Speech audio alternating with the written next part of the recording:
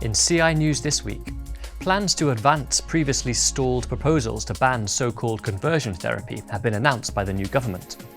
A Westminster Committee has been criticised for sidelining assisted suicide critics from giving evidence on removing end-of-life protections in England and Wales. And a record-breaking premature baby celebrates his 4th birthday.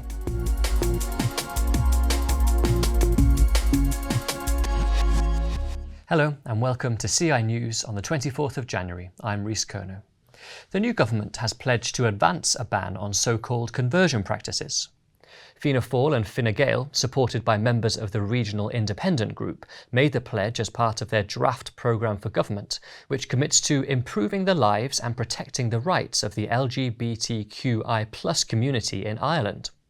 Last year, the previous coalition government pushed back its plans for a new law, admitting the process was fraught with legal difficulties.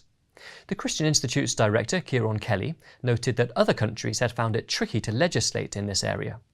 Gay and trans people are protected from abuse by existing law, so it's difficult to see what else you can ban, except legitimate free speech on sexual ethics and gender ideology.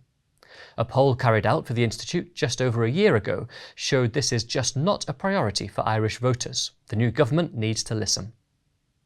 The dominance of pro-assisted suicide witnesses among those selected to appear before the Westminster Committee scrutinising proposals to remove end-of-life protections has provoked strong criticism. Times columnist Janice Turner branded the committee's action dismaying, and Danny Kruger MP expressed astonishment that the list was heavily skewed towards those in favour of assisted suicide. A committee vote against hearing evidence from the Royal College of Psychiatrists also caused concern, such that within a matter of hours Kim Leadbeater had backed down and added the group to the witness list. In Scotland, evidence sessions on MSP Liam MacArthur's assisted suicide bill have already begun. The Health, Social Care and Sport Committee heard evidence from a panel of pro-life groups that oppose MacArthur's proposals, including Care Not Killing, Care for Scotland and Not Dead Yet UK.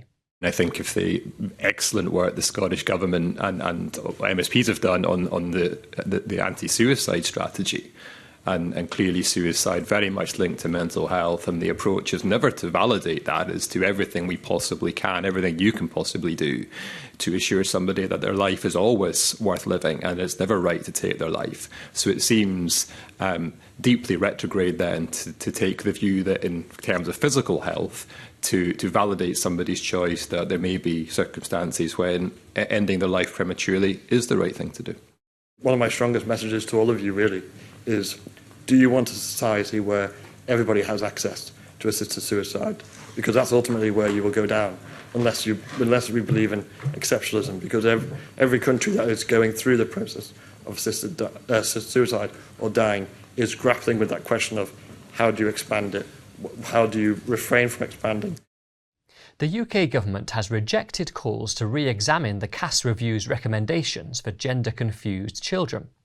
A petition had called for an independent evaluation, but the Department of Health and Social Care said the government and NHS England are fully committed to implementing the Cass Review. The government is clear that healthcare provision for children and young people experiencing gender dysphoria and incongruence must be safe, evidence-based and clinically appropriate. Implementing the Cass Review ensures that this will happen. The government does not, therefore, believe an independent evaluation of the Cass Review would be beneficial, and there are no plans for an independent evaluation. And finally, the world's youngest premature baby to ever survive is now 4 years old.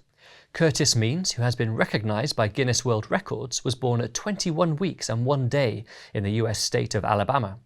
Weighing just 14.8 ounces, he was lighter than half a bag of sugar.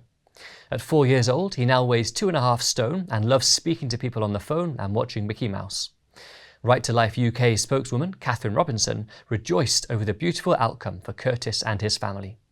The fact that the world's most premature baby was born only 4 years ago demonstrates how our medical technologies are improving all the time to provide these very tiny babies with the best chance of survival.